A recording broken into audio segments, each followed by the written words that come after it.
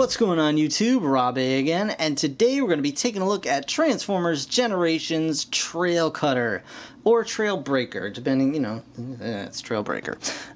So he is Series 2, number 1 in the Transformers Generations Thrilling 30 collection, and this is IDW's incarnation of Trailcutter. And as you can see, this series comes with a packed-in comic with a Hasbro exclusive cover of Trailcutter, and that's really cool. I think that's awesome. So I just wanted to show you guys, here's the figure. We're going to look at him a little more closely in a bit, but he looks pretty great so far in the package. I really like the look of this guy. And on the back are his stats and a little blurb about him here. And it says, few Autobots are as well liked as Trailcutter. He's always ready with a joke or a reassuring word, and when neither of those will do, his impenetrable force field usually serves to improve the situation. He sometimes worries that he uses too much fuel, but the other Autobots are more than happy to take a smaller energon ration if it means Trailcutter can keep deflecting incoming laser blasts. Yeah, so he's a loved guy. He's got an SUV mode, as you can see, with his his familiar little three-barrel blaster up at top, and it says roof becomes battle shield. That's his robot mode right there. Here are his stats, and he is definitely skirting the middle of the road right there. So pretty nice. His skills pretty far down. Whatever. He's all right though. So yeah. Trailcutter looks very cool. Can't wait to get him out of the package, so I'm going to do that right now, and I will see you guys in just a moment. Alright guys, Trailcutter. Here he is in his vehicle mode. As you can see, he's a nice black SUV. He's got kind of armored up windows here. And he's got the stripes on the side and the triple cannon on top. A nice throwback to his Generation 1 version, Trailbreaker. He rolls along nicely. He does unfortunately have clipped wheels in the back here. They're just the little clip-on guys.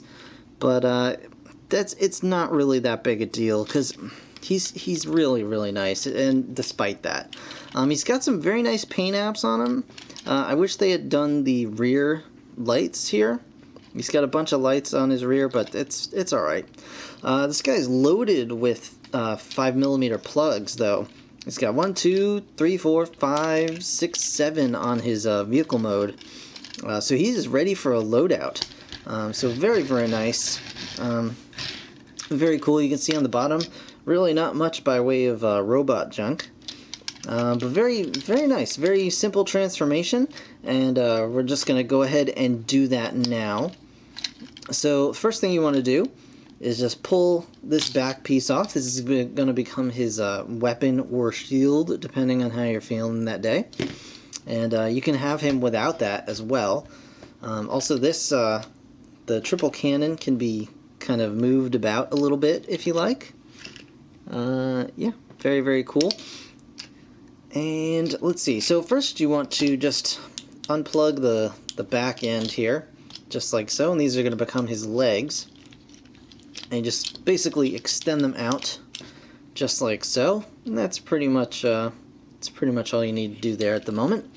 Just come around here, and these the doors essentially are gonna unplug, and just come around here and just pull these bits out and then pull them around, and these are gonna become his arms. Now what you want to do is you want to take the center of the hood and just kind of press that down and just push it down and to form his torso, and then the top half of the other bits of the front end of the car are going to come down around it to basically form the rest of the upper body. Then you want to press this little tab here. It's going to pull up his head. Just snap that into position, turn his head around, and as you can see, you've got some rather low shoulders here, but these bits can turn up to whatever height you like, but they actually do have a little divot in them, so they can clip onto the side mirrors. to kind of lock into place. There we go.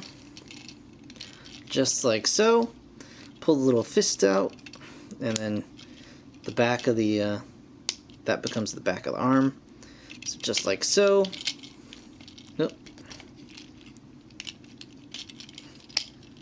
There we go. Flip that down, and then flip his toes out. And then we'll just set him up here. There we go. Just adjust this really quickly. Okay, so here is Trailcutter, Trailbreaker, however you like, in robot mode.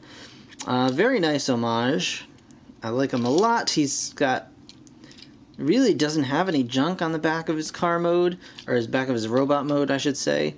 You can, I think, no, can't really plug that in. You can actually plug it in on top of there if you want. So he can carry this on his back if you so desire. There's one negative here that, at least as far as I can tell, this part, his chest, doesn't lock down, so you will get this kind of jiggling around a little bit sometimes. His torso plugs in, but this part just kind of sits down. So just be wary of that. It's not really a big deal, because it's easy enough to remedy. But yeah, overall very, very cool. Here's a close-up of his head. He does have light piping. There we go. But yeah, so articulation is as follows. He's got ball-jointed shoulders here, so you can get full range of motion there. There's a lot of outward motion because it has a cut in the top there. He's got a bicep swivel, elbow, wrist doesn't rotate, but that's alright. He's got his head rotates.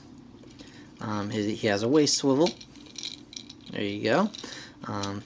Hips are ball joints. He's got an upper thigh swivel. He's got decent knees there, and his toes have a little bit of movement to them as well. So, very, very nice. I was afraid, when I saw pictures, they were just prototypes, and I was kind of concerned because his legs are kind of hollow that it was going to become an issue. But honestly, in person, because the plastic is black, you really don't notice it. Like, the hollow legs really are not an issue. He also comes with this little guy here, and that can plug right onto his arm as, as a gun, whatever you like. You can stick it in his fist if you so desire as well, though the clearance becomes an issue with his yeah, you can't really do that too much. But what you can do is you take this whole bit and you just pull it up like so, and then you've got this little red part here, and now he's got a shield going on. So he does have that thing. He does have that going for him, I guess. And yeah, you can position that. I mean, really, it's got plugs kind of all over it, so you can really just find your own way with it. Find what works for you. I mean, he's got plugs all over him. Upper arms, legs, on his back. He's got another kind of plug right there. You could probably fit a peg in. One on top. He's ready to be decked out for sure. So very, very cool. I like to just leave the gun just like so on his arm. I think it looks good. And yeah, and the good news is I'm glad like his robot or his car mode does not suffer without the addition of that. So if you don't have it on, it still looks like a complete car. And also originally I was kind of worried that this was going to be like a part of his arm and like permanently attached there, but thankfully it's not. So very, very cool. Very nice looking. And here he is just for a size comparison real quick. We have him with our standard Viacon.